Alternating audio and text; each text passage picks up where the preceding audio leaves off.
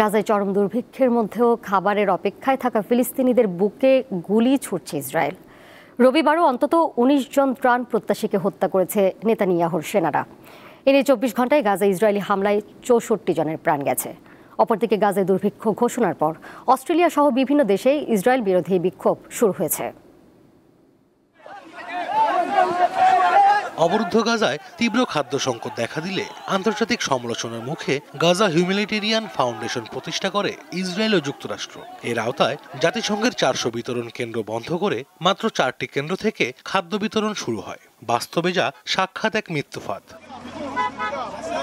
কারণ এসব কেন্দ্র থেকে প্রতিনিয়ত ক্ষুধার্ত ফিলিস্তিনিদের হত্যা করছে ইসরায়েলের সেনারা। রবিবারও খাবার নিতে যাওয়া অন্তত ১৯ বেসামরিক ফিলিস্তিনিকে হত্যা করা হয়েছে। এভাবে গেল কয়েক মাসে প্রাণ হারিয়েছেন ২০০০-এর বেশি ফিলিস্তিনি। জাতিসংঘের শিশু বিষয়ক সংস্থা ইউনিসেফ বলছে, গাজায় আনুষ্ঠানিকভাবে দুর্ভিক্ষের ঘোষণা দিতে দেরি হয়ে গেছে, কারণ উপত্যকার শিশুদের বেঁচে থাকার বিষয়টি এখন আরো সংকটের মুখে। সংস্থাটি জানায়, বর্তমানে অঞ্চলটির প্রায় ৩,২০,০০০ শিশু তীব্র অপুষ্টিতে ভুগছে। এসব শিশুর চিকিৎসার জন্য পর্যাপ্ত হাসপাতাল এবং চিকিৎসা ব্যবস্থা নেই। সংশ্লিষ্ট কর্মকর্তারা বলছেন, দুর্ভিক্ষ পরিস্থিতি মোকাবিলায় গাজায় প্রতিদিন ৬০০ ত্রাণবাহী ট্রাক প্রয়োজন। তবে এর অর্ধেকও প্রবেশ করতে দিচ্ছে না ইসরায়েল।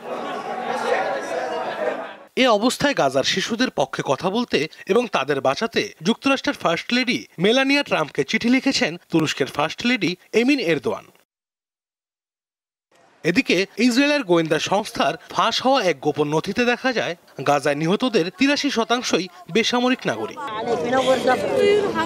গাজায় দুর্ভিক্ষের ঘোষণার পর থেকেই ইসরায়েলের বিরুদ্ধে ক্ষোভে ফুঁসছে বিশ্ববাসী। যুদ্ধ বন্ধের দাবিতে বিক্ষোভ হয়েছে ইসরায়েল, অস্ট্রেলিয়া সহ বিভিন্ন দেশে। রবিবার ফিলিস্তিনের পক্ষে অস্ট্রেলিয়া জুড়ে ৪০টির বেশি জায়গায় প্রতিবাদ মিছিল করে হাজারো মানুষ। জনসমাগম ও ব্যাপ্তির দিক থেকে এটিকে অস্ট্রেলিয়ার সবচেয়ে বড় সমাবেশ বলা হচ্ছে। আশরাফ শুভ, দীপ্ত, বার্তা কক্ষ।